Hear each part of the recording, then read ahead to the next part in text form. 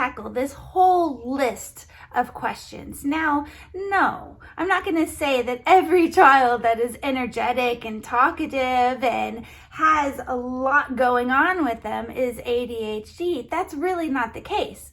But to figure this out, we need to dig a little deeper. Yes, it's true. It may not be ADHD. It may just be a boy being a boy or a girl being social, or they just might have a lot of energy. That's true.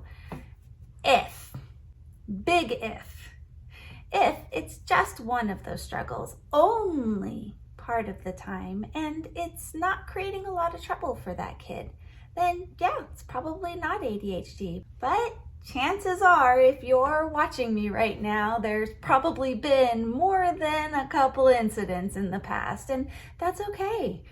There are a lot of people and a lot of families dealing with all kinds of things in their families. Nobody's perfect, and we're gonna get you through it.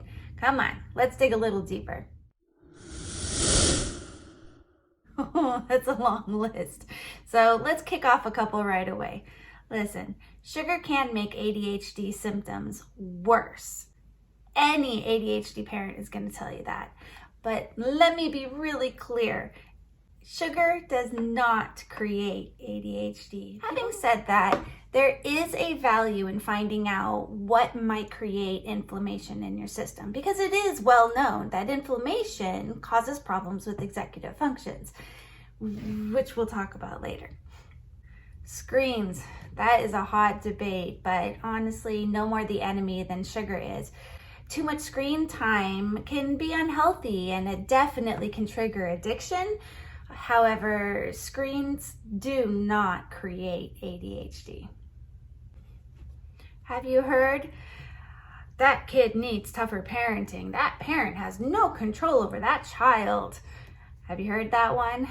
Well, to be honest, control is an illusion. In order to exert any kind of quote-unquote control, the child has to be able to have command over their own brain, which is the thing that ADHD impairs. So how do you control something when the controller isn't working?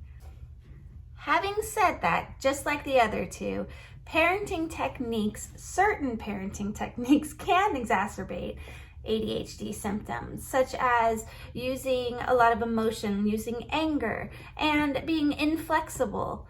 Oddly enough, those are typically the strategies that the people are suggesting as tougher parenting. Go figure.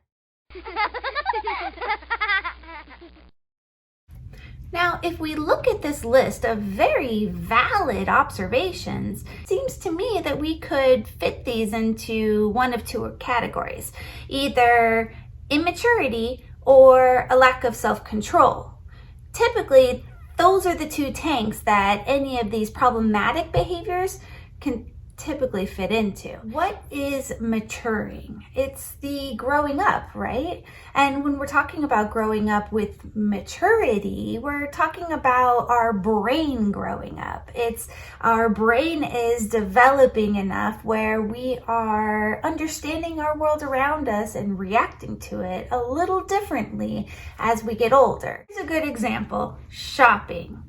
You go from being a little kid who sees shopping as this opportunity to go into this building where there's lots of stuff on the shelves and you get to pick it out and then go home, and not understanding why in the heck don't I get to pick out the thing I want and then I have to go home without the thing that I want, to having a developing brain and maturity and understanding that things cost money and that we have to exchange money for these things and that you just don't always get the thing that you want.